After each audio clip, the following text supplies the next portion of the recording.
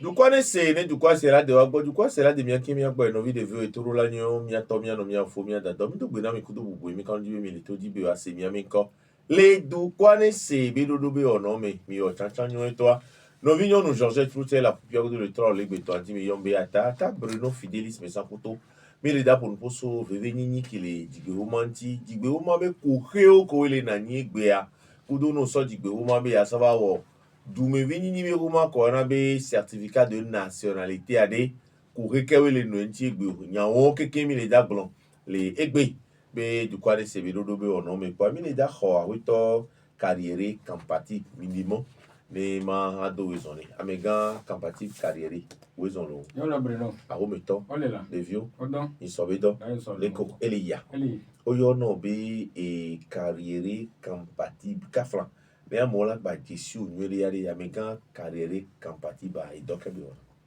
bon m'da bon bon pour le moment yam ni bon responsable du personnel des sociétés de donc m'bani président na OZEP association des usagers du service public donc nous kami on a mis pendant Dumevio no ja démarche administrative de quoi document de l'administration mais ni be Dumevio de courir l'administration mais ni be ja wonde do courir ne ba mi asina mi te gberinti bon nous e gbe ni relation entre l'administration et les citoyens go be courir que les ni be bon o wa dim service public o wa na Dumevio donc no wa na Dumevio e go be c'est un droit quoi droit be ni be citoyen de la service public e go be ici et de la dossier secours de la do et mon nué et de la do tout quoi et nous que état là we on a citoyen quoi bien les bien interpeller état ne ni be ngom lo nyawa ne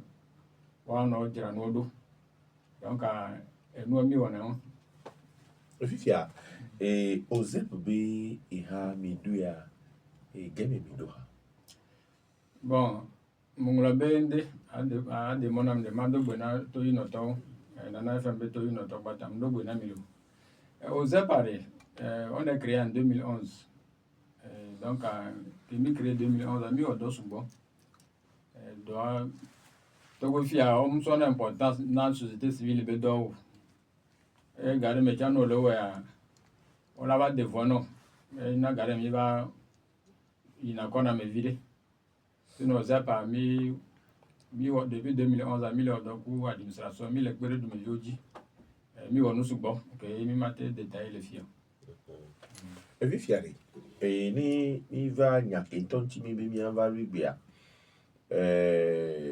o bana be no di ya o lo di be ko mani ma bi o fifi je trolo be veve nini kele di be ko ma be wo won ti ne devio bon ni me d'entrée de gérer ni me tout droit au but on prend un voilà ya me be citoyen et de la do jigbe o ma e gba mi no do jigbe o la yo be Dumevia o do la do jigbe o ma le no ji o mu do jigbe o ma e sigbo onyi amela modo me on ponya me gboton parce que ngbola ni Dumevia ça commence par l'acte de naissance et le point zéro de tous les droits et acte de naissance donc à fin na Dumevia au-delà de Djibouma ça au point les France jusque dans les années 1850 odo condamnation la peine de mort civile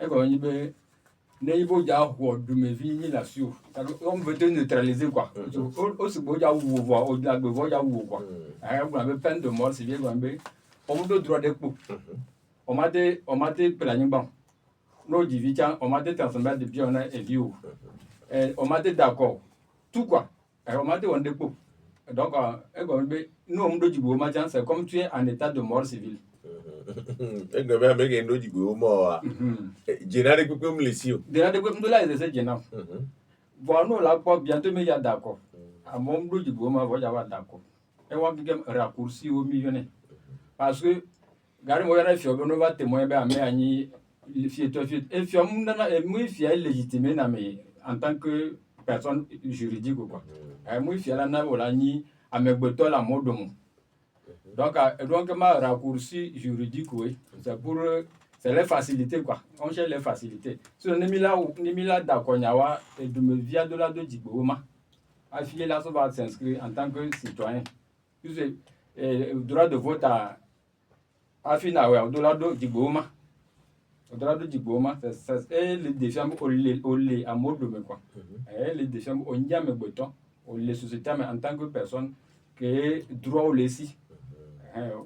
Ewa ameko omu ko jia omu odigbe wo ma na wa ewa ebe jila o nu fikui No jamero mo Djibouma ne bia be jila on to jawo Djibouma eyin de tutuba ko le jiviare o lo Djibouma na bi via gare mamero wana gare mamero mo wana na ibe jila de mu gwa ele do veve c'est na de quoi parce que via mi ogla mi jina bi c'est comme mi be retraite we quoi no na Djibo no do ne de vieux mo do Djibouma ma te sukulu de ma te plado ne school cha ma ba do ne mo do Djibouma ma nationalité mo ja do aba kaka ba be leji dans les administrations le service demo donc a Djibouma huna mona evi la gbeme na be ne parents de pe divia ne jaga ba Djibouma na vi le ni ebe droit tutugba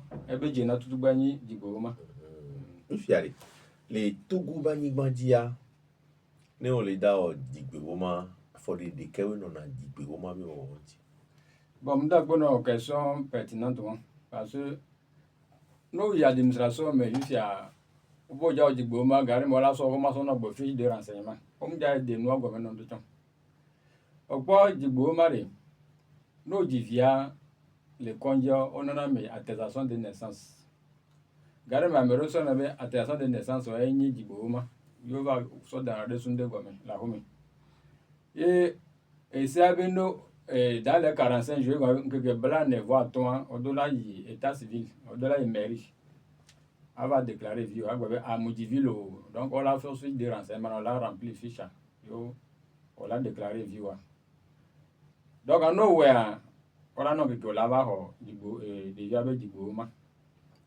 bueno on te ouais dans les 45 jours voilà gouverneur on le fort clou et gouverneur be on va délai mo comme va délai mais donc on l'oblige à trop so et mobu ni tribunal voilà va jugement civil sur lequel tenant le date de naissance no ouais tiens une obligation be zizi quoi non zizi be au-delà état civil voilà va transcription non moi transcription dans l'année en cours et quand il veut no tasi sigbe pe amo jugement no tasi aka 31 décembre on mo transcription les registre de transcription les état civil et vraiment faut nous dire obado veve de ko c'est comme au jivi on mo déclarer via une quoi au jugement tant qu'on mo transcrire c'est comme tu n'as rien fait on mo ande ko e gba amo le jamais tellement na ku hebe nya on be o le so jugement supplétif sur les gbaja on sur les va on le gbe mo lo nationalité non yemba san o wene e gbe ya yemnya no nti mo lo parce que o le bia transcription du jugement parce que Djibouma lo boya ça va voilà donc non mi de là ouais dans l'année en cours comme no ouais payer mais kaka 31 de dollar il la transcrit no ta so 2026 ya gba e gba be o dagba ça veut dire que tu es encore fort court et quand même on m'a raté on découvre non quoi parce qu'on a jugement c'est venant mais bon donc il y a ton amour no au jugement ba jagba ayi enia état civil va transcrire le no so lo comment lo ba so no lo puis fiali et ogombe ni odivia maman donc il t'a ko divina mais on son a déclaration de naissance so donnant l'omeni attestation de déclaration de naissance so donnant l'omeni et yo la sobe o Djibouma ame o kana sebe wen Djibouma na yo sigbe oyo ona France be power ze vivi France a no divia les coins zerika et donc il t'a ko divina wa o la bi o renseignement pour o na no na Djibouma zerika nuka o e miami fi o mate wo enene meri o mate wo enene kon ko di le doa me o di na ville funu wa ne o ji devia zirika kpa ano jigbe uma ne devia zirika Mkpabe susu nyore ogbobe sanwa no ngema absent de communalisation pele onwolo. Mim en tout cas to gwa mi va gbe développement to carrément parce que commune wa développer na du. Egbe mkpabe commune do wa au moins le son le wenema état civil sur le gogo population. C'est déjà un pas. Voir que mi abios bolo ko bula. Obo no so lu la me bois. C'est une très bonne chose. Donc à konji ami abe konji on au moins là tout kiosque de déclaration de naissance de chaque état, chaque dispensaire quoi. Même les banques dispensaires au CHU tout ça là, nous tout kiosque de ben nous au loin on là te va déclarer vieux les filles. Puisque SIA c'est beaucoup de SIA ezin docteur dibo on là te déclarer vivant. Donc il t'a qui dirivia les renseignements les vino assis C'est ça. le ko na nko nous ce que to funa abeyin kore ne o gbe onu ya pa dókítà la te déclaration de naissance donc là ouais ça reconnaître donc là ouais donc no ouais on da se jo quoi donc ne on a te we kafla emi so ebe vivi jian état civil e o kona ke pele do po la po dókítà Kwandi c'est ça nka o ma te no unité de dókítà Kwandi alo ola wo accord de kudo dókítà obe de vidéo que ko gbe jile Kwandi quoi même jour là we trop pour là no transférer dossier au soroda mairie ne wa no établi à de naissance d'un devis OK si y aura globé à de naissance là no we ma no hoga sinon à de naissance antori afiro le hoga afiro le mu le hoga e va fiora globé mu la hoga fiora globé mu la hoga va no po sia esa bo la hoga article 8 le fia article 8 ebulombe tarification à ministère des finances pour administration territoriale bon e va on tombe fiora tombe so ke amo bonu no we no so ke amo no tro dolisia o se ma bruno no so ke amo rien sia bola sia ola trop l'État ne prend pas une décision sans se référer à la loi. Donc, en tant que loi les contredit ou avec décision, au-delà de la loi. Donc, il y a une idée. Sinon, l'État civil a mis en place, mais on a harmonisé le prix. Non, on a harmonisé le prix. Nous avons le tout comme mairie au patin, on va regarder. Parce que mairie d'eau, mais on le regarde. Donc, nous avons trop récapitulé. Et nous avons le kiosque les conduits. Kiosque, on tient la guana à mon lapin de vide. Il y a vu que la mot le traîner, on a pas de vide. Donc, à notre kiosque, on a déclaré des vieux. Mais on peut tout déclarer là-bas, les dates de décès même. Et nous, il faut dire à nos pour les conduits quoi. Zerka, funa polo. Certificat de décès à Nord. On le pas. Donc, sinon, nous n'y a pas béni. Donc, je ne dirais pas, non, va là au certificat médical de code de décès, tout 40 ans béni. On a tout 30 000. Donc, on le pas. Gare me de jamulo na sona na mo amelo fana ko yibe dina ba so no or c'est un droit pour le patient ou bien sa famille. Donc enyami bulani be il faut commencer par faire les réformes. Les réformes moi et il y a proposition pour Emilio miao dina sa ko to no di sa be l'innovation vient d'ailleurs. No il y a filo va ko no miere o la tro so va domi de o chan la te tout dulu. Donc en gba susu ko dia susu miere be ni be wa so qu'est-ce que sont quelle de déclaration des naissances ou bien d'état civil même ça va conduire on a déclaré dans l'instant T quoi. Donc quoi mais nous qui on les bio ya vivilia et des vidéos qu'on dit les bagida be filmé so péri mais kavana péri mais beaucoup de temps que on avait de naissance on nous a ça on m'a vu que les deux problèmes nous là enregistré et nous les homa mais les siamea et nous on a dit bébé amenene ola de feuille di a de tineme amelo sona ko wo tutu mato a efe gon gba ona na mebu ne o le rationaliser o le we kususu be ko ma gba for register gba for na yo kabo ke we gbebe de vi gbogbo do jigbe homa régulièrement wa be ji love o jigbe homa no wa be jigbe homa ndo pepe o le po su show le mi vi o wa de kaflan ago avec Emile Sono. O gbọ́dọ̀ san wade o so na no so na chef canton gbo afio chef de village o donna agent d'état civil chef canton o donna agent d'état civil il y avait aucun contrôle mulo Et nous, la poste, l'agent d'état civil était payé indemnité, l'ONM. D'un des collègues déclaré indemnité au Latuno. On le paye. Avec l'ONM. Peut-être dans le mois, je n'ai enregistré que 10 personnes. 10 personnes, quoi, indemnité, on m'a soubouré. Donc, il va y avoir une fraude. Et nous, on fraude, c'est la fraude des agents d'état civil. On a violé le document. Et comme feuilles, ça contient 5 volets. Avant, c'était 4 volets. Ça contient 5 volets. Volets, on dit on l'a rempli de quoi. On l'a soit volé tout le monde à balles bien quoi. Volet, on l'a quoi bien quoi. Volet, ton guan, ainsi de suite. Et nous va clôturer le registre en déjà. Ou on clôturer non. Il continue. Jusqu'au 31 décembre, on doit clôturer le registre. Et puis, il y a même registre à Voilà. Oh, il y a des registres de cas au PVP, ton phare. Voilà. Parce que vous m'avez pas toléré. Ok, vous m'avez pas toléré pas. Oh le ouais. Or, on dit au 2024. On continue le registre en 2025. Donc, énormément les nicourés. On a pas sur de ce bas, ça devient des problèmes. Donc, énormément, c'est l'État.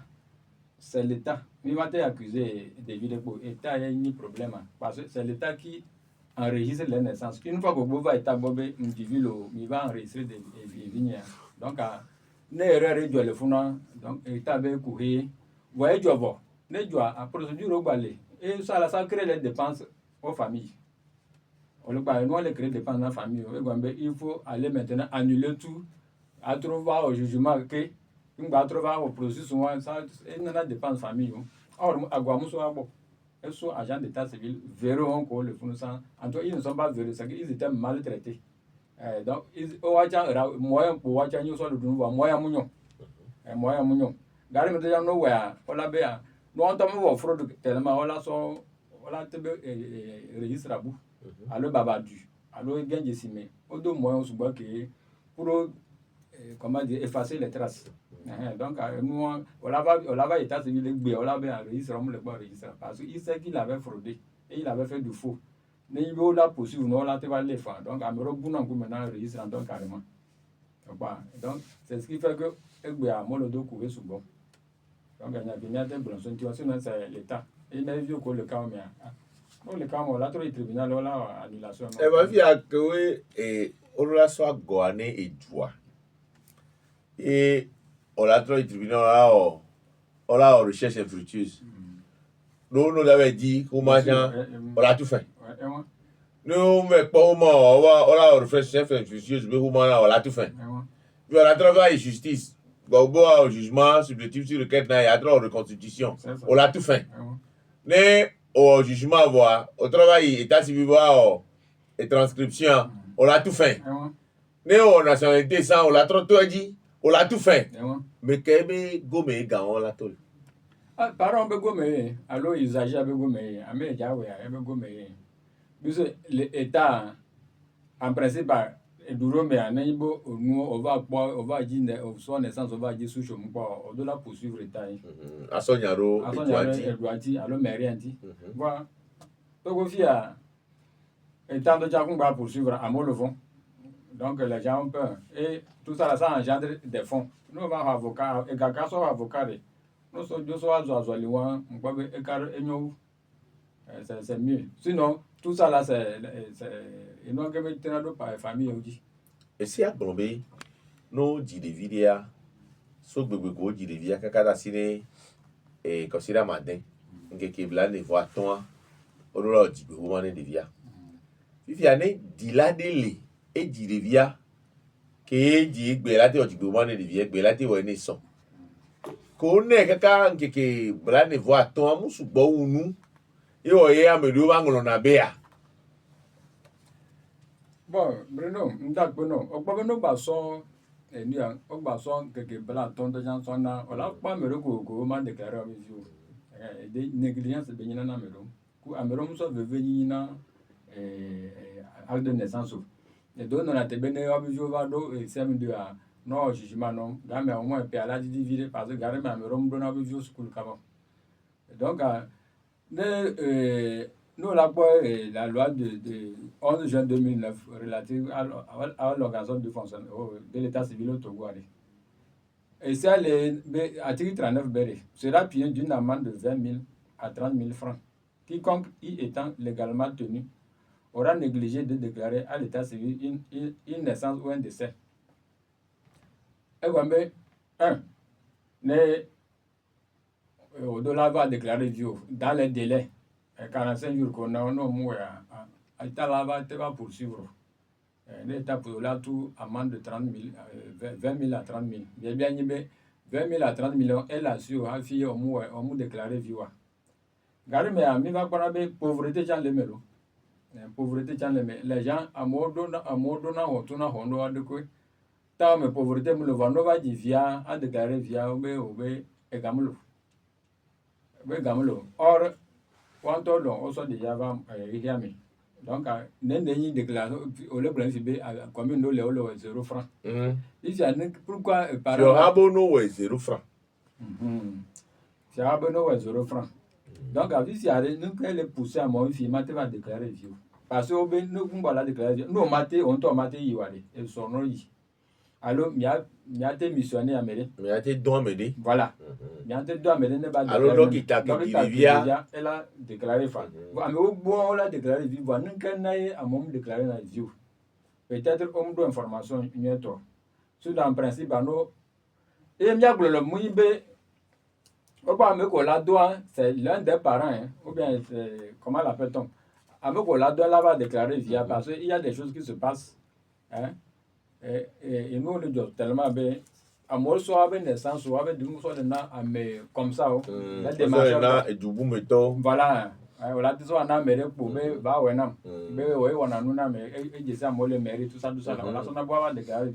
On a son garé, mais on va déclarer dans des vions. On a son garçon, on a son de ça, on va abattu comme les. À son garçon. À son garçon, nous sommes garçons, le bio là-bas, au beau, le ouais, après, on l'a mairie. On prend des pots de fou. Donc, il y a courir dans parents parce que on n'a pas mes guéros au le cas mais qui est là que déclaré dans les normes et bon on doit l'obliger au jugement là de nous. Donc, il y a les parents dont nous y va déclarer vie. Nous matons nos missionnaires mais les familles amies. À le docteur, à le sage-femme, qu'on dit vient, nous va déclarer déjà. Donc, il y a bien blanc. La fille fière. Bien sûr, suivi et Nimudo Dibéomo. On va jugement supplétif sur requête. Fanyembe enregistré. Et le gouvernement m'a dit Tony Foywa. Bien, pour le Benadi, Garé Mamoro, on a fait du au copie intégrale. On a soit français, façon, on a au copie intégrale le tribunal. Non, au copie intégrale, tiens, une fois qu'il y a le numéro, il y a la date là. C'est comme, tu n'as rien fait quoi. On voit des beaux, Amoro, battre, no yé, on a des sons, ça va en transcription. Ça ne peut pas. Au quoi il y a bien, oui, radio sur le dit Garé Méré. Il n'y a pas, ça j'arrive à tout. Mais il y a des vieux, voilà, soit il faut dire. C'est un orphelin même. Et nous, les nids couvrent les directions de la nationalité. Il y a un peu parce que c'est le tribunal même qui doit faire la diligence pour que on transcrire les registres à le fond. Donc, le tribunal a tient, nous de la preuve, nos beaux jugements n'a pas beau. On va s'en amener. Ils n'ont qu'à faire le, comment l'appelle-t-on? Nous sommes pliés, nous sommes borderais, nous sommes mairie, nous transcrit, nous sommes ne va trouver tribunal, ne va pas la famille. Et votre transcription, on a gagné. Ils peuvent au dépôt de la demande exiger cet argent. Nous bien 1 000 francs. Que le tribunal doit dire quoi, où nous c'est le cas. Voilà. M'avez quoi jugement soit dans le ménage mais transcription. Donc on a été exigé ben nous sommes gars on soit payé 1 000 francs nous sommes payés. Après on a 1 000 francs. On doit agir le tribunal là. Donc on a son bordereau là son état civil là. Nous transcrire voilà tout souvent non bon là il y a mais on soit Badiakou Lobouin son nom wajo. Donc on peut et nous, elle a réglé le problème. Parce qu'on a même déjà la diligence, même de, nous, la loi sur l'état civil, à la diligence du tribunal. Voilà, tu es une femme. Et moi, tribunal, et moi, le web doit aller béjir l'eau. Et moi, Vifiari, n'est tombé au gym le Togo. Alors, le Togo, dit que Roma parmi Togo viewa. Oh, le Togo. no Togo méjì gbé ó má pàmì Togo fi wa ọmọ yín Togo fi òde ẹnu ẹgbẹ àmì púpọ̀ ni ó kó jò lè Togo bàbá yín Togo tó bẹ ó ẹwọn bẹ fi ó school lè fi ó jì ó lè ẹwọn ayọ̀ ló àkọsẹ̀ tí káàdì nationalité Togo tọ̀ ọdọ tó gẹ̀ ń gbẹ́yìn ọdẹ ẹ̀yìn ni ọ̀pọ̀dọ̀ manque d'information yẹn manque d'information mo yẹ bọ́nà ọ̀rọ̀ ló gẹ̀ ń gbẹ́yìn ọdẹ o jèsì Togo bá tẹ̀pẹ́tẹ̀pẹ́ ó parí n'o jò lè òyìn káfíńà nigérien ó bá jò lè fi tó bí fẹ́ 30 ans tant que mo tó mọ nyá zun Togolais wa o ma te revendiquer bo nyi Togo to okpa donc gare me cha bon mia boulon côté à chan le Breno sur les actes les Togolais qui sont nés à l'étranger sous la loi de l'étranger là c'est bon onyi Togo to jo le Ghana be registre mo déclaré au lit on a transcription état civil étranger voilà et me atona mo quoi ne mi son naissance on ba gbore mi gba so be mi gba le be mi do a de naissance mi so yi état civil étranger wa transcription na mi wa so lo bo na mi ga me mi régulariser mi avec situation donc question ko bia be wa o jamo tout ça là c'est o le ji Togo to chan le Ghana o le jo le Côte d'Ivoire Burkina un peu partout wa o ma te gbe boro yin fun to ngbo la ne fun be du ajo fi no wa on a te bien naturalisation enfin yo ola non nationalité donc mon argument wa lo ame o tramo alo amo le bien information ame amu le non information nyoro ewa ne tobe oji ameli le Togo be jigbe o ma muni be ene mon popo be erola do Togo be nationalité oro jamais ngbe la do procédure o le que o be Togolais un enfant né de parents étrangers au Togo de parents étrangers procédure change ko la possession d'état wala woni elle a fourni toi avec naissance elle n'a avec naissance elle toi avec naissance elle a un certificat de résidence elle a enquête sociale né donc elle a va au tribunal là bien jugement de possession d'état donc elle a sauvé tribunal elle a soumettre une demande mais va le tribunal on a demandé au ministre de la justice bon gare mais jugement de possession d'état c'est le tribunal qui prend ça le tribunal le prend mais ils disent que au Brambo là soyez voilà soit le ministère de la justice ne be ina bola do voilà soit le ministère de la justice et la vérifie bola trop ça va ne c'est agula ewa ame gbogbo ni o le mi ami do ame ke o le do digbo ma be ko we ne fi ano sin no igbe a no sin européen gbo we over au jugement sur lequel on la be o digbo ma ne la si o san alo ne o la be vers honovi o to le va no gbe honovi o to le va pe won o fo lọ́jọ́ o le nke o yo ni novi wa yo won no o ni fofo wa yo won no e ma e wa ho rele gbo we me do chole a o la be yo le di yo mu le pe alo ke o ji yo wa yo ve le yo ta si gbo pa ke o da ba itoto pa o we na yo le school alo yo ta si tro obu na yo o di pe na yo bon que ça me tombe bien moi o gbode amoko gbara mo npa be naissance wa le on a trop ya fi o déclarer le sang afi o jiwa on a recherche tammi on a te quoi le souche ame no enfant o souche o duplicata aso wa be nu la o gare ma mero cha ona male onya bo le jinde ke o be pia mo no mo ke o la te nu la souvasio donc ils sont obligés de mentir o la be bon be ko jiwa o mundo o mo naissance na o okpa fune gare mo no le ya ko va le yin kwa gbe o va donner problème surtout passeport be côté a o va donner problème le funu gare me nya te payer famille do me a me do wona naissance na kwa be viu a fi a me do mo wona naissance na be viu voine jugement ya mi ana raison a me tutu ban to ke be o mo wona naissance na wa ne jugement mais ne bo wa acte de naissance non nos vieux que pour l'autre c'est le cas peut-être avoir de 30 ans nos vieux à de 25 ans ne bo a de naissance légale ne bon bon wona wa funa ma go point d'interrogation le funa il y a un peu il y a un guisu rush là-bas parce que une fois que bo wona ya pa au-delà toi aussi automatiquement tu dois l'avoir garder mes parents do wona garder parents c'est sous la contrainte et gombe à ta vie va be bon est-ce que mais tout va déclarer né ebe a mu de ya le ko lata si o ma déclaration de naissance na e viwa ba me mi so ka mi ava déclarer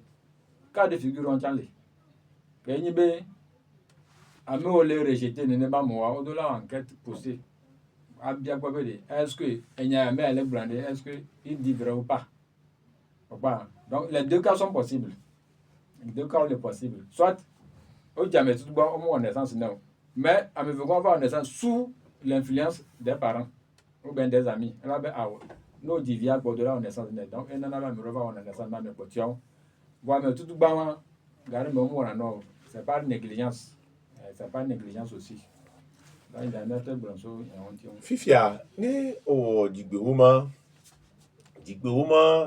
mi po ebe nu vevere be ni no mdo digbe homa wa ele digbe be omu agbeto le fifia re no ola globo ni jure me toare digbe homa ke la si o ela de fi omo ni ju ame tolo alo nu bo ala lo digbe homa ji nda gbono brino enu ya mi le glisse so li nationalité be nyam très bien o se nu agome kaba egwa mi bele nyam ni togo to ngba wa gbe mi ni togo to re mo digbe homa ma so fion ndo lo na be certificat de nationalité on sait mais donc certificat de nationalité on de et la défiant be onyi du ya me to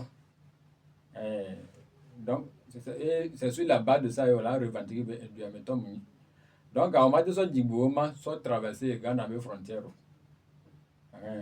afi même ngba do passeport ando chan alo nationalité carte d'identité nationale passeport permis de construire conduire tout ça là au-delà de certificat de nationalité même ngba na y fonction publique wa odon gari mo grambe aide de nationalité togolais tout ça là non mu de on m'a revendiqué droit de coup donc en plus acte de naissance nous que pour donner nationalité et nationalité moi elle veut vérifier elle veut vérifier parce que nous ja flado no on donne nationalité on m'a un passeport non o ja carte d'identité nationale non on donne nationalité on m'a un passeport on m'a un carte d'identité nationale non donc nous aucun que nous cité va y quoi donc nous me voyons c'est comme mari et femme wa me voyons zona e no be enu ya digbe homa kodo certificat de nationalité a o le digbe be asukwa sinene nene ne fi amule o ma de divio gbere ne bi amule ya omudo sa e ko na ko la tro e fi ari ne mbe ma wo certificat de nationalité fi jiari for the kewe no nji bon mu do agbono ogbo certificat de nationalité de togo fi ya 4 modes e mo amene o la teto la hoy won ne sa gbolo e mo tout bande ni na to so gome quoi o ya be naturalisation e wa be onya me juro le togo fi o ba ma ton ye edu ame juro be a mba fi a le togolo le wa ba gbejo jina mo qui sont gentils edu ame jan jo jina ma no o ba ma ton o do 21 ans o la te bien naturalisation e wa be o le ba ni du me vie o la ngolo maro dabe voilà if ya nji me naturalisation ale ke mazomoro on a ministre de la justice on a ministre de la justice en ce moment a exposé des motifs moins de 21 ans on m'a dit bien naturalisation on m'a dit bien donc on a ministre de la justice a exposé des motifs et nous ke nti o le dit be ya ni togo toloa tout à fait donc on a un décret de naturalisation décret on a soit direction de la nationalité et on a soumettre après l'équitance pour nous qu'on a bien quoi pour naissance que ton donc aí nous introduire voilà soit on a été délivré nationalité non et moi tu es un étranger qui a fait 5 ans au Togo ça et au bien naturalisation et moi deuxième mode il n'y a pas alliance et quand il be ne Togo to fi am de ivoirienne alo burkinabé alo nigérienne alo nigérienne ne yibe mleji esuranye be azun togolais donc ma te so nationalité so ne et la so be naissance copie légalisée pour certificat de mariage so borenti aso pour nationalité ni certificat ni quoi et aso ba au dépôt ne au dépôt elle a tout en pas on la te délivrer la nationalité. Et on Togo nous sous. Né de Amedjovi Nyonwa. Elle a été née Togo de nationalité phare. C'est ça. Il y a des Togo Nyonwa de Amedjovi nous soirée. Ne Togo nous sommes de nationalité. Et encore les miens dénés. On est les miens à Magno. On va encore, elle est douée, mais encore, on va nous parlons de l'eau là. On parle de l'eau. Gare Messenami, les filles migrants, Togo, même sous Bolo. On est très nombreux au Togo. Moi, je soutiens cette thèse. On devient de plus en plus nombreux au Togo. Et ça inquiète. De quoi perspective de comme les Namélios. Il n'y a rien. Yamou, Moussiano et toutes les régions du Togo. Avec GIZ, fêté de communauté du Togo. Oh, dans les régions, il n'y a rien, même aucun embryon industriel. Il n'y a rien. Bientôt, il y a des jours bon, les enfants là, quelle perspective? Et donc, ils sont quels des vieux aussi? Rien du tout. Rien du tout. On met à encourager les naissance. On fait du tort aux enfants. On la va mais ils vont souffrir pour rien. Parce que Togo, il n'y a rien. Il n'y a rien. On m'a dit deux régions de Mégola pour unité industrielle de qu'il y a 100 jeunes. On m'a dit, même à le Messi, c'est au bout des doigts même. Donc, un pays comme ça, on doit encourager les naissances. Moi, je dis, il ne faut pas encourager les naissances. Mais on va dire sous bois. On va dire sous bois. On va devenir des loups. On va se manger cru parce que dans les cas ici, on a dans les cas ici, un seul poste, on a pas 10 000 personnes. Bon, et nous on vient. On vient de bien voir les filles, nous on les dit gardien, alors on les dit driver. Voilà. Puis les cas, dossier voilà c'est 60, 70, mais puis les cas pour les dire. Voilà. Donc c'est symptomatique même que le pays s'en avance pas. Mais le fait de route gouvernementale, il me de la route on va dérouler le fait. Moi je ne vois pas la route. Je ne vois pas la route. Vision de comme le Nadouya. Donc il y a soit d'arrêt par le cas. Sinon il ne faut pas encourager la démographie au Togo. À vie Emilia, on est le deuxième pays le plus peuplé de la CEDEAO. Et il y a tout le temps. Et après le Nigeria. Nigeria, c'est le Togo. Donc on ne doit pas encourager trop de naissances. Ça crée des problèmes à la jeunesse pour rien. Pour rien. Donc nous, la France, nous il y a un monsieur Jean-Paul Brigueli. L'école française, la fabrique du crétin. France, ils cherchent même à reformer leur système éducatif. Au le Japon, les Singapour, les Djomé, on parle que le système éducatif, on trouve trop. Parce que le système éducatif français forme des chômeurs. On a formation, on les dames Dieu quoi. Or, nous on les suit. Et notre formation est en dessin. Donc, en tout cas, moi je m'inquiète trop en tant que parent. Je m'inquiète beaucoup. Les volets, il y a des vieux qui sont mentis. Totalement même. Totalement même. Donc, Togo Nyonouya, Madin de nous soubou. Nos débats là, la démocratie commence. Mais là, il y a des nationalités, sont dans nous soit. Démocratie là, non, et puis ça donne la tricherie. On la va pas vivre, on la va dire. Lui, il veut juste les. Comment la paix. Voilà, les Togo Nyonou, et du coup, nous souillons, et il y a matin des nationalités aux gens. Voilà, il dit des vieux là, de nationalité Togo. Les enfants doivent prouver qu'ils doivent renoncer à la nationalité de leur papa. Ils doivent renoncer à la nationalité. Nous sommes, il y a une constitution. Il y a un code de nationalité. Il y a de nationalité togolaise, celui qui est né de père ou de mère. C'est pas juste. De père ou de mère. L'ordonnance de 7 septembre 1978 là. Ah voilà, il y avait une constitution de 92, la constitution de 6 mai, et Globé est togolais, article 33. Et celui qui est né de père ou de mère. Et finalement, on a trop révisé. La constitution est la loi suprême. Mais et si on va la loi découlée, on a trop révisé. Et loi de 78. On a trop parce que ici on a dit l'enfant né est togolais. L'enfant né d'un père togolais. Ah voilà, il y avait une constitution. C'est la loi spéciale qui fait la nationalité. Constitution, c'est le supra. Ah la loi. Mais il y a les contrôles de la constitution. Donc il y a du la trop pas. Ah oh, et on a trop d'olier. Mais la constitution est amenée sur quoi? Toutes les lois doivent découler de la constitution. Puisque la constitution est la loi suprême. Bien sûr. Les lois doivent découler de la constitution. Mais une fois que la loi inférieure contredit la loi supérieure, donc on doit modifier la loi inférieure. Parallélisme des formes, donc voilà.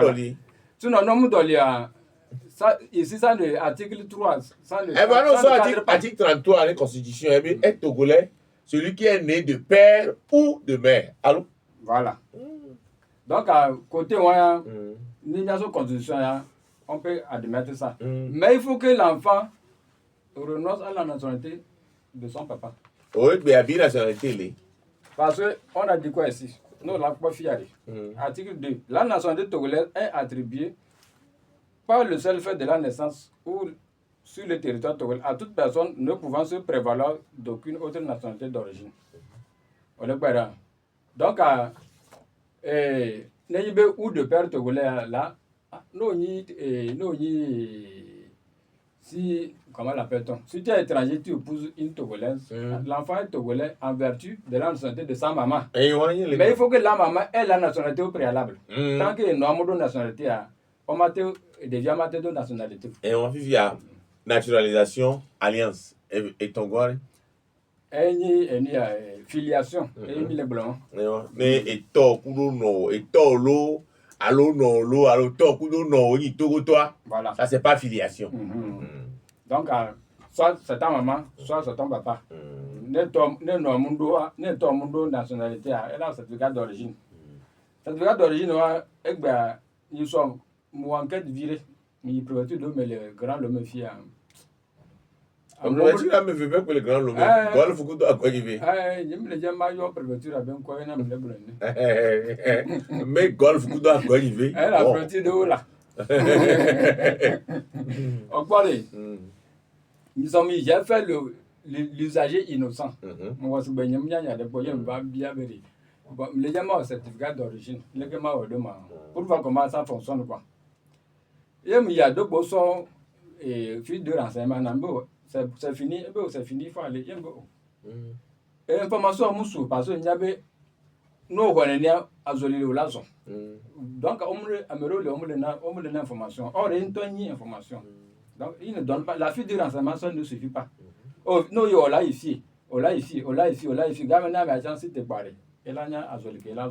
Donc, la fille de renseignement est insuffisant. Ne pas renseigner usager. Donc, N'est-ce pas par certificat d'origine, tombe de nationalité. Voilà, il tombe d'où. Si moi je suis de Dapan, ou bien Bruno, tu es des lacs. Les parents, là, je retourne au village d'origine de mon papa. Village, je me lève blanc. On va vivre en Balé, tout fiordi directement là, il préfecture, les mahomas sont les et les remontées sont les fiordi. Bien sûr. Donc, nous, il y a attention d'origine, l'arbre généalogique. Et nous, il y a Togbe au Joloa, Kaka, et Togbe à Mandrégoin. Voilà. On va remonter 7 générations. On a regardé même suivre une émission de surtout les émissions chrétiennes là.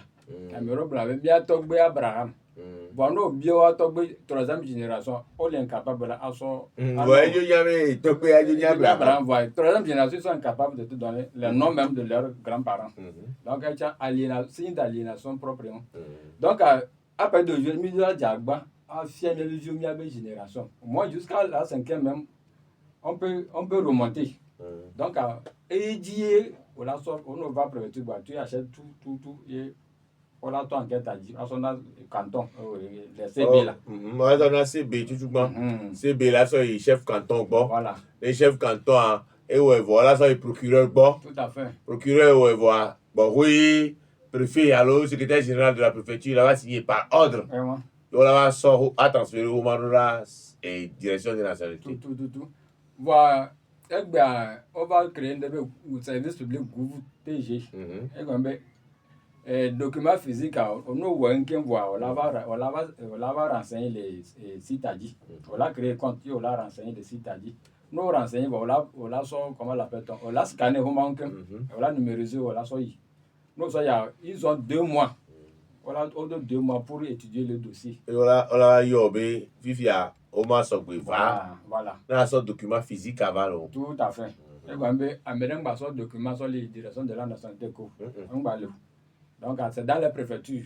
Ils sont les préfectures là au bord du là, et ainsi au bord là où elle est. C'est bien, je suis ici, mais au produit de golf, je vis une nationalité, là, je vais aller faire le dépôt là-bas.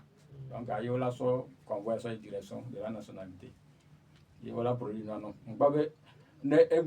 Au moins, une communication entre l'usager et l'administration. Et nous, qui avons nos isolements, avant les services contentieux, on a fait des dossiers au lieu de temps. Nous, au premier, nous, nous sommes on peut de son over. Là, c'est très bon.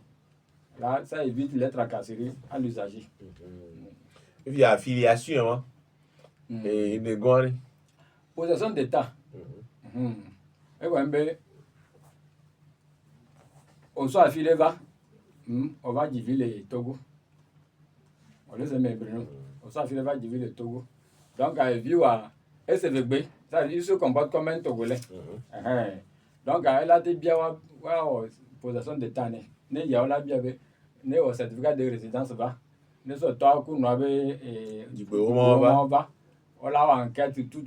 Nous on va pas là soit il y a le tribunal. Nous on va voir là soit le ministère de la justice pour avis quoi. Et là trop soit voilà soit convoi de ça là direction de la nationalité là on y en est. Mais ça prend un peu du temps.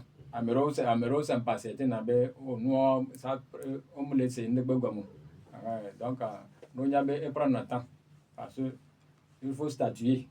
Il faut statuer. Et procédure à l'administration qui est là, il y a on attend bien. Amégan Kaderi Kampati, Oya Weleni, Ozep, B et Ha, B Inconoto. Mi Kwedo Desi, bébé, nationalité à Fidjiki, Boboile Léolo Vivi. Sans Bajarele, Yoona. Fifia, Fidjiki Boboile, non, mais dis au Bajar. Amelolo Bajar, ou notre sort, Fidjiki Boboya, et Chan et Nina. Amero do Bajar, bois so vite que les unia. Bon, les gars unia do, ne gagne les unia. Parce que Amero les usagers les ont tourné à des podos. Par le coup, on sent peut-être c'était pas des moyens frauduleux. On va non les monio et toi Dieu. Il faut que l'administration de la vérifier et de la checker nous pas dire nous sur le est-ce que c'est normal. Donc et tiens l'aimé parce que nous bon nous toi sans on va pas ouais pas nous pas on là on mais nous ouais ça veut dire que l'administration doit motiver l'administration m'a été rejeté dossier sans motif. Donc on a eu beaucoup de dire explication de concernant dessus si tu ne te reproches rien on l'a dit pièce on l'a complété. Donc il y a encore un problème de comme le fond. Voir vite que Bayato a le préfecture mais duplicateur blâmé le.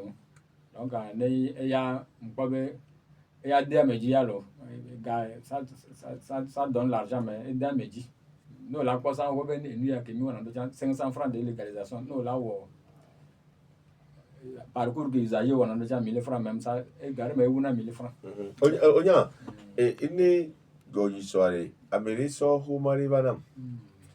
Nationalité vite que me le viol on le duplicateur dit on photocopie et légaliser. Oya be ni so. Consider de mi to mi nya na mi divi dia ma so mo so fion la pi bureau dit. C'est ça. Oya bo da légalisation le commissariat.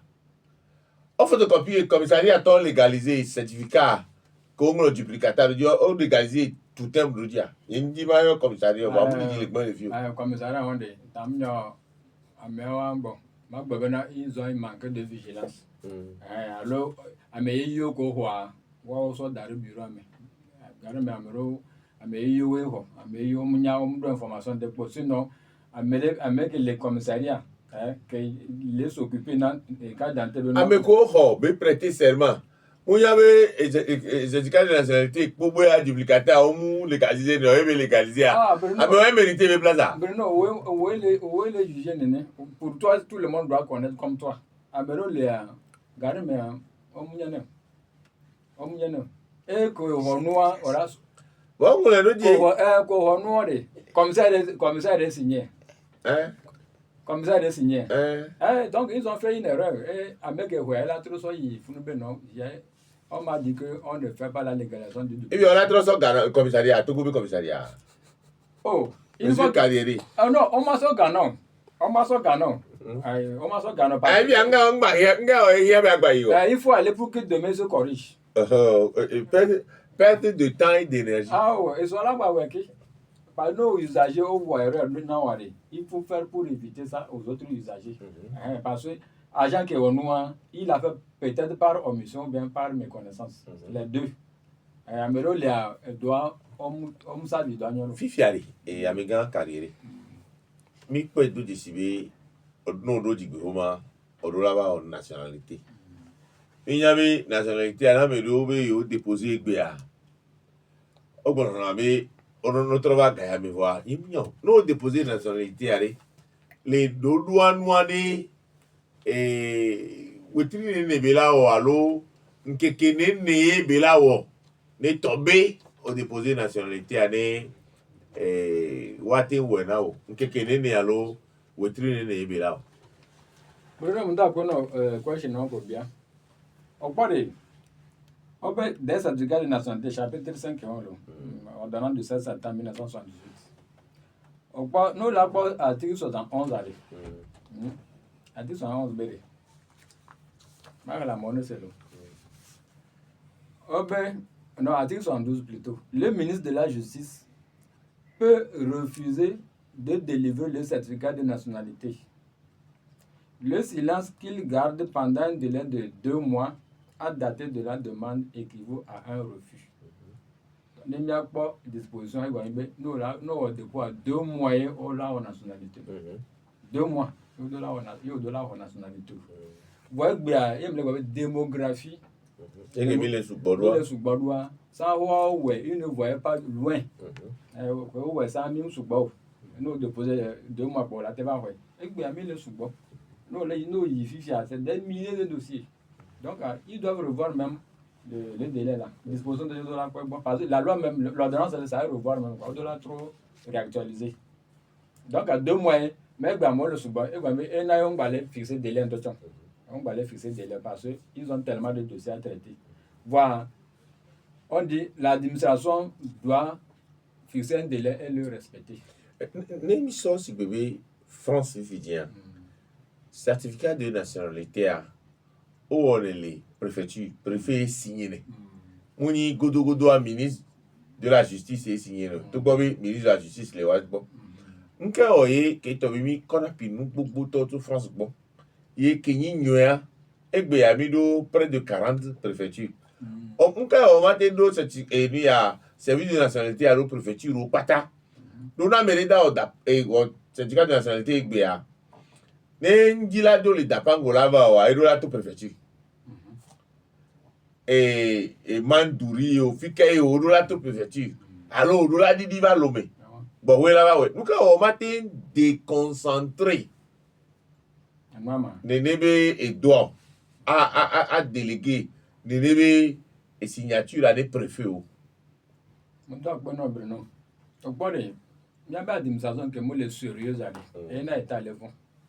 Parce que corruption avant gros, il y a trop de fraude aussi. Et il y a état centralisé. Mais, nous devons garder, mais sans voir au pavillon de duplicateur, on l'oblige à la direction de la nationalité. Et bien, on ne peut pas décongestionner les préfectures. Donc, on va espérer. Mais, nous devons service public républicain. Et moins corrompu. Il a pas de confiance dans l'agent au niveau quand on va délégué à une mission de nos quoi. Si il y a nos bien état, bien mis les poser question les filles, nos bien état, on a nos raisons. On a nos raisons. Pourquoi l'État ne décongestionne pas ou bien ne délègue pas ces pouvoirs-là au préfet? La préfecture, ça relève d'un autre ministère. Or, à moi, délivrer dans la nationalité, c'est le ministre de la Justice. Le préfet dépend des ministres d'administration territoriale. Voilà. Donc, sur le plan même de la gouvernance, on m'a dit, au moins, on a son pouvoir, on a président de tribunaux. On a président de tribunaux qui a délivré un citoyen enfant. Parce que les juges, et les juges, bon, quel que soit ce qu'on dit, ils sont là pour faire respecter un peu la loi. Les juges de le un temps, les jours que Marto là, j'étais à Mignaba. Un temps, là, il y a le. Eh, monsieur Kadiri, Georgina Mbeole, quand c'est mon ami, bah, ni la nuit, mia mi-temps viré, ni mi-temps viré, quoi. Mais là, il porte à dire.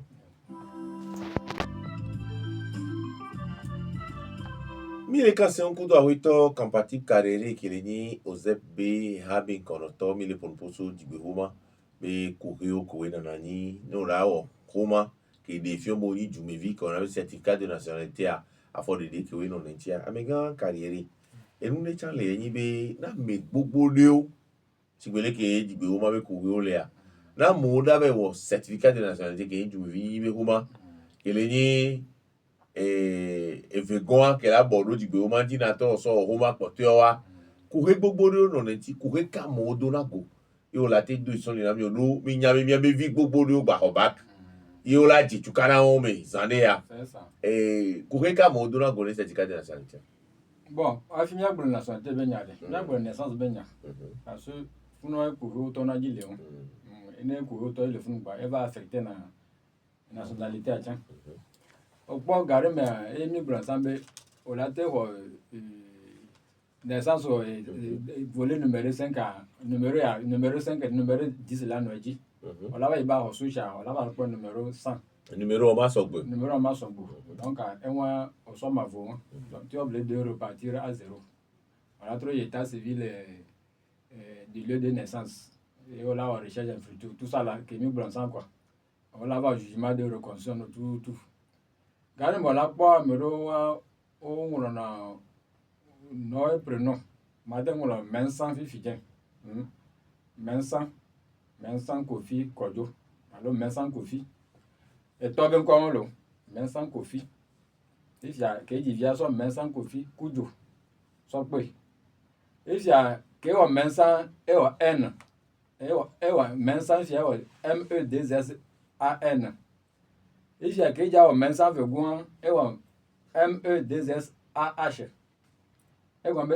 même mensan mais les noms l'écriture diffère donc à Funachan ça devient un problème le nom du père et de l'enfant il y a dichotomie et comme on quoi ben ngolo me a on ngolo alors le cadio donc do le on a santé curedi voilà do le on a santé cure et do le la ni à sans circonflexe et de le la ni à sans grave c'est ça donc ça devient un problème ye on l'a pas eu fijan et amero e mi le blan le fie togo bakparo on a pronom subo o surchargé na naissance de yo be naissance dasiko la do de via be mama men koni la do nko ko jinia na janvier o na isi o po e be nu janjina wa do chami koni de via aba do kotani ko awa do asangbe hiko aba do nyanyi ko if ya Bruno Mabiolo on to le fie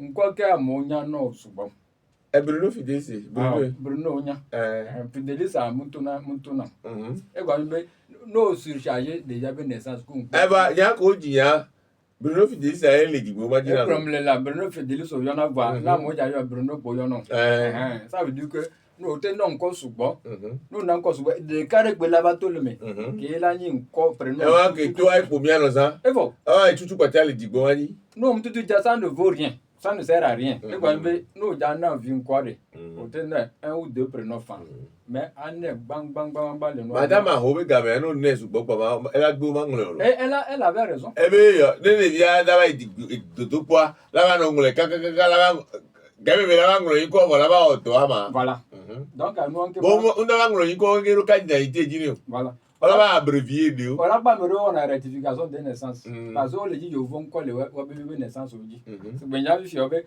e vie to carrière yendu pap ba bon yendu pap on fi ndola di Edouard so pe Edouard on fi je vais souffrir je vais aller maintenant au tribunal ma va bien rectification ma travail nationalité en même temps les crévena de connaître ma va nationalité on va so Edouard on tia tu vois comment Edouard là me crée des problèmes donc alors quand gabe ko do digbo ma ke po la we amero le gba be amero de on va dina bola so no chrétien so pour wa be naissance donc ils sont obligés maintenant d'aller faire demande de rectification Et ils suivent encore ce parcours vraiment douloureux là. Donc, il y a la pointe non composé que mille blanc comment l'appelle-t-on? Ahadi pota. Encore benilo. Ahadi pota. Dami a tiré les deux mains. Voilà. Avec les autres tiré deux mains. Tout à fait. On l'a rejeté, on m'a vu. Totalement. Et je le dis, donc, c'est des difficultés qui relèvent même de nos propres erreurs. Il y avait erreur, oui. Alors, agent d'État civil, erreur, oui. Donc, nous, il faut, nous, le créer pour l'on usager. Il faut, il a déjà, il a on a vu, quoi. Il y a un courant, nous, il y a voilà. Non, on va sortir, bien validé. Tout à fait. Agent d'État civil, c'est pour le blanc. Au-delà vérifier, on doit vérifier. Et puis, regardez-moi, on a là. Nous, on a là, et à Saint-Église, voilà, l'âme. Après. Voilà. Non, pour le soit passeport à l'ONU, on l'a rejeté. Pour l'antia, on l'a beau fraude. On l'a rejeté. Regardez-moi, là, on a un barré. Avec là, on a là-bas, on a pris notre nom, tout ça là, il est blé, et l'ONM. Il est blé, il y avait naissance, et il est créé à Zolina, il y a de quoi pour rien. Donc, et nationalité de côté de Tchang, nous, là, parents doivent, homme nationalité, alors Amérodo, voilà, comment on le dit, les noms ne sont pas les mêmes. Amérodo d'Ivia, devions porter un corps, vous. D'abord, mouton, couteau méchant. Devia de haut couteau et méchant couteau. Et de haut couteau ballot. Voilà. Et de haut méchant ballot. Et de haut dans son cogné. Bruno, so, abe. Ah bon? Ah, devinons les. Avec beaucoup de les, on sort avec toi, prénom. Ça sort. Alors, on sort avec toi, bébé, quand ça, abe. Abe, non. Et les bang, mais on l'a pas dans la même famille, ils sont les mêmes, mais on doit encore pour. Il y a nous, une famille, une famille, il y a na mais nationalité, il y a là au certificat d'origine, il est obligé là au certificat d'origine. Ils sont de même père, il va le faire certificat d'origine, mais vous avez le certificat d'origine, ainsi de suite, pour un même papa. Donc, il faut avoir la même famille. Et nous, on a eu de nous. Mais famille, mais des violations encore, je crois que moi, une famille, famille Bouna, quoi, des vieux Bouna. Des vieux, nous la remontons à Yolando, et à Meron Bouna. Fiade, Amégan et Kambati Kalieri. Ninyabe, Koureo, Nanani, Boboli.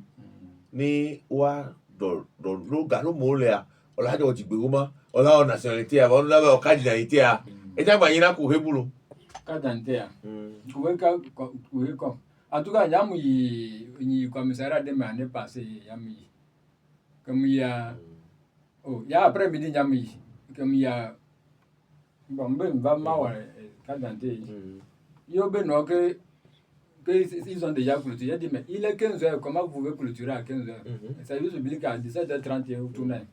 Il y a le point bizarre, monsieur, que nous, on ne va rien te faire. Mais non, moi, je ne suis pas d'accord. Ceux qui viennent là, ils viennent faire quoi? Ils ont reçu les choses le matin. Le service public est continu. C'est jusqu'à 17h30. Donc, et donc, 7h30 et 17h30. Donc, on va démarrer et bon à Medoya, la Medo les va là, et puis on a bien recommandé. N'am na funu tu gbeje gangan ku bi gangan over hodo homi. Ko hodo ma ko be amo le ne ma obe amo pavwa go clôturer lisa. O bido anti kaba to. Parce que ya mi tu gbeje nyami bi gan. Donc que me téléphone ye mu commissaire bo ntone be ne ba ma on a de carte d'identité nationale e be le ma o le gbelo. Et commissaire et Homa, un temps Homa, et Kogam les féliciter commissaire. Et Homa, et soyez agent Webber. Pourquoi le monsieur, vous ne voulez pas le faire la carte d'identité? Eh bien, quand on les a Homa, on est là. Ben, non, que je viens faire du bruit, c'est beau. Je viens faire du bruit comment? N'aime bien à Gomé. Moi, il me l'a brûlé. Parce que Améro, les usages doivent être traités équitablement. Madame, on va le droit alors de Kadi. Totalement. Il y a Améro, la mienne discriminée. On va Améro, la mienne. Non, les bénévoles. Non, l'égalité des citoyens devant le service public. Et comme bien que nous soit l'administration, bon. Donc, maintenant, ça me va, nous, pour essayer de me venir, on va nous créer différence les mêmes. Donc, le jour là, le jour où, comme ça, la trouve, bon, je suis allé, que me trouve, non. Quoi, avant tout ça, et moi, on a pendant une semaine, je sais pas, hein. Moi, le lendemain, ils m'ont appelé, ils me trouvent on va dire qu'il y a des fous. Autre le lendemain, on va au cadre d'antenne. Garde mes usagers, tu es courageux. Non, il paraît. Tant que le service allait fonctionner, me revendiquer, mais avait droit. 91 09 71 allo 96 61 58 58 91 09 71 allo 96 61 58 58 Limiyoa. Eh, nyabio bio le limibio abio monsieur Campative Carrière que les Ozep ben konotoa mais la te bi fa fari fa ere mi bi quoi nkano dibe ela do inti na milo fifiari amigan Carrière que moi les dike ade amekeye esinvo mudo homa ne pepe mudo digbe homa fifi ebe la tonu si anudiare azonera no ozoni anela we kaka so digbe homa kaka be kono nationalité aba candidaté aba passeport a nene la te to le gomene kasubala to le gomene parce que regardez mais mi dona zemi jami mo na reçu o mi mo na reçu azoli plus au dollar le NMA jugement nous on va travailler transcription nous la transcription voilà des comment dire non avant légaliser au deux le funa avoir certificat d'origine au deux le funa on l'a le NMA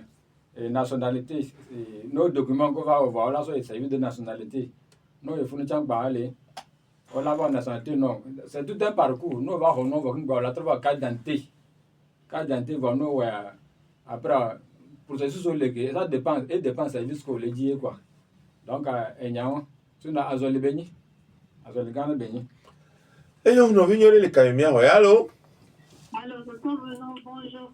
Bonjour. Elle est sur Sagbado. Alors, de tout parler. Ndo 57 ans. 57 ans. Il dit vraiment bagaille la plus. Ça, je suis bonne pour un amant. Obe yo ma bate trop. Et de ma bio c'est bénéfice qui a monté les impôts les pas denté. Donc les compléter comment ça dire. Ya nuka oye bajaye la si oye lo boyam la si o. Ah bon, et de me comment dit je mana maye wa lo toto wono. Enyo ele monsieur Carrière la do tino. Bon, da je le bi donc pour la question assez. Opo egbeare san wa no ja wo la ba légaliser jugement gbo no légaliser aso pa o la so ba lo ni eno egbe o le gbe o question o bi ambere fifi ade no gbe le ko ja o fifi ma nde benya npa be recours o la recours gbe o la recours service o le o la recours o la te médiateur ba fa a expliquer no ne no la te o ni ne yibe gbe na au transcription ça devient nul là on peut comprendre if you doit être transcrit au blanc on va non mo transcription et au jugement le nul ya n'y pas la file que mais on doit être transcrit dans le registre de l'année en cours au blanc mais non pas complété par une autre disposition non mo voir ça entraîne la nullité et on la trouve pas ouais il y a bien allé mais so le cas d'identité ane va be aso passeport à lo soa era va so yo la va nyai ma no yefuna tamunyo wala tenya tamunyo wala te to nye pa no pomi lo no pomi bon no pomi miacha enu enti onye do amila jaga mia seme ne rokuro le nyate gbedinti fa 91 09 71 no vignole le caimia allô bonjour. Oui, bonjour. Le coup mais où Manya Niko. non mais basto. Le coup mais na ne na ta afia quoi. Ni na te abu ko ta transcription. Donc il y a mais mai no to tu dois no bona ma ko abu ko no te donc ba ta mai bona te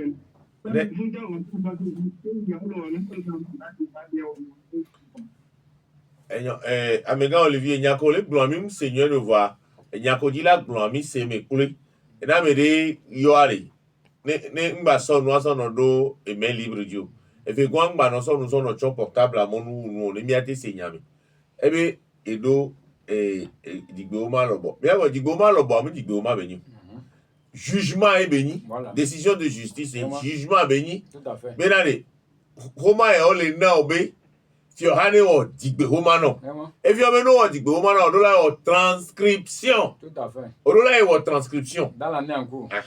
fifi ebe e so yo le gbe leke la we do ma be e tro so justice be ma te o homa na yo Ah, et on vit c'est un gros problème. Et quand on l'a trop passé à boy. Parce que nous elle a affecté à mon sous-balo. À mon guerrier on a mis na elle le gouche na me rondo cha. Parce que disposition de comme les bé non moi transcription la gbe. Alors elle a trop nul. Wa délivrer jugement na citoyen. manyo mi awa for the day avec pour ministre de la justice Elle a nous parce que nous on a créé problème na. o sep ne o don ane jume vieux Mais là, ouais, mais il faut que les cas, nos gogomi, au moins on a les preuves. On rejette nous sur la base de ça. Au moins, nous avons nous soyons au moins on a testé on a le blanc. Mais nous il faut pas le blanc, le client. Et moi, elle a défoulé. 91 09 71 71 allo 96 61 58 58 ne miyomia milasi miamenko allô Allô, bonjour, ça tombe bien. oui bonjour Donc, ça veut dire, dans sola donc, il y a des quoi dans le temps. Donc là, vite on doit tout. On doit pas aller. Mais on dit, il y a toi. Et toi, le bois de l'éducation, mais elle va te vous dire, on s'en fait quand il te vous. Et on me dit, il y a des gens qui ont m'a dit, mais il y a des gens qui ont dit, il y a des questions où elle est nous. Après, on a dans la torre. Et il y a des questions où elle est nous. Il va vous dire, yibe ya iwe no ene koma le si ko la da ko ya fafare wa le si ame aye o ya me gbogbo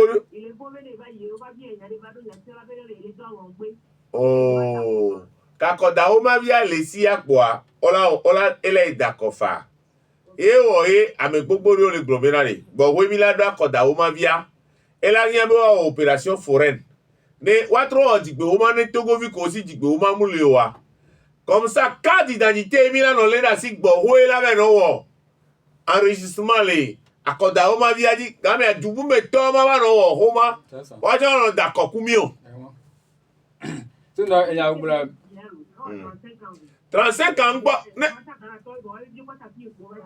David une fois que ngbo no Togo be ho ma wa re mo do la da ko le Togo to me ete no fie obene atikpo no tome et puis alors faire ka jama tros lo gbede game be bio naturalisation voire aussi aglobe no le Togo et puis amato yo gbo be Togo jojina yen gba jira jo la te bio naturalisation fa ke ngbo bio naturalisation kwa mdola akoda o ma bi donc à David ente ma me ko o ma bia nu ka o ya jo yi o do ma le la ho me ore ole o ma bia le pare me ento ezoye ye o e ko glo na be ya me vere témoigner be o jesi a o jesi bo o jesi a Togo to be yin ça fausse les jeux c'est ça. okwe a Sinon, il y a David Oblandi. À Moussougo, il y a plein d'étrangers qui font des cartes. Les étrangers, beaucoup on a carte d'électeur. Sous Banton, on est. Donc, à Moussougo, on a carte d'électeur dans Togo. Ah, on a des filles carte d'électeur à d'accord. Mais on parle le nord droit bagné Togo. Togo a des nationalités au point. À moi, 35 ans. Elle a pas mis à courir là en naturalisation. Ne va pas là passer violaté hérité. Ne comme n'inter jaba ou nationalité togolaise et violaté hérité de nationalité. Ne be Togo benu jojine be ya sun Togo toi. Et moi mais mi blambe kumbola exercer droit de vote. Il faut être citoyen. Parce que nous émis le blanc les à de naissance que toi que moulewa et les créer des ordres. Sinon on m'a dit exercer le droit de vote tant que mon citoyen togolais. Donc, à mon avis, on peut le prendre comme fraude. On a téléphone. Donc, ne on a duré mon bas à son doigt mais toi naturalisation wana et tu as azoli benilo 91 0971 mila ho me potea le kame po amia do lotini ame ho. Allô? Allô, bonjour à vous. Bonjour. Vous écoutez vraiment bien Benade. Encore né? Merci Brownie, Benetone, Odofun Benare, naissance de bébé à toi aussi, toi, de Ola Dada nyomari encore na ma. Ah, on va dire, ama sokore. Vivia onyi beneto. Togo to onyi oji ole bene alo onyi beneto. Togbe yenye Togo to eno yebeto.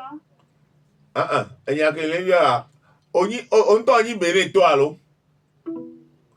Bon, ama onto onyi beneto a. O ma te be so apo digbe o ma beneto wa be no tro wa transcrire na e ani Togo to. Fraude yebeni yemion. Bon, on parle Togo to le a, je ne sais pas pourquoi il se cache. Mais attends, d'ailleurs, souvent, on va blâmer Beneto, mais ils sont de Togolais. Nos biolabé, nos biens fiolabé pour le Asramatou, pourquoi les gens se cachent? Nous, on y du amétoré, babé du amétor, on y. Parce que Amegero, au Dina, au Sobriquet, les son amour, les Togofiers, à Mogulabe, et Wabe, vraie origine, quoi. Et nous, on y Togoto, on y Adja. Adja, on sait d'où ils viennent. On les yotome, on les moitiame, on les attaquame. Babo, on y fieton. Donc, on y fieton. On a, comment l'appelle? On a santé togolais. Voilà, on y bere toya. Tu vas avoir transcription. Une quintième transcription à dire. Et à Mounion. Il y a Benoît Reva Boy les hommes. Et même cas, et avant ce Benoît, ça va aux transcriptions des miabets et registre des étrangers, état civil étranger, quoi. Et va, il passe par Rogne. Mon frère, tu n'es pas togolais. Et ma bonne, il m'a découvert à maintenant, nous. Tant que. Oh, jamais, moi, je ne fais pas ça. Ah, il m'a dit. Donc, ne me y'a zo azoli, mais zo azoli, mieux toi dit, et moi mieux toi dit, quoi. Sinon, Benoît m'a pas transcrit, Benoît les filles, à ce béni et togolais. Non. Et non, Amégan carrière, mais il y avait vu au Robac. Et puis, a me beaucoup torio la to nationalité bien sur les autres dia. Ne devia auto school diari, ne devia ba Robac, ne tu karang baba noenti. Oh, même te en nationalité, on te inscription à l'eau, ou inscription, ou les notes, ou la sonne, ya même te va les ho aide coup de toa. Les kayemila, nous pour que mila pone, devia be dilao. Bon, oui, devia la Robac, le la o homa me nyaono. Au bord de Yémia, nous qui à mon nom pas pour pouvoir déclencher le processus de nationalité. Donc, on est vieux d'eau, un an de la nationalité neuf ans.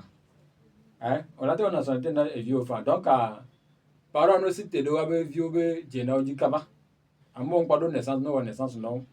À mon pas de nationalité, nous pour le Kaba, nationalité non, on est estomac des jours, ou à 29 à vous. Parce que et nous, des gens les bénéficier de l'université, des gens de nationalité, on m'a bénéficié. Donc, nous, qui sont parents, bon, nous, on a diabola, nous, parents, on ni jeunes. Parents, on doit y avoir du moyen de pouvoir.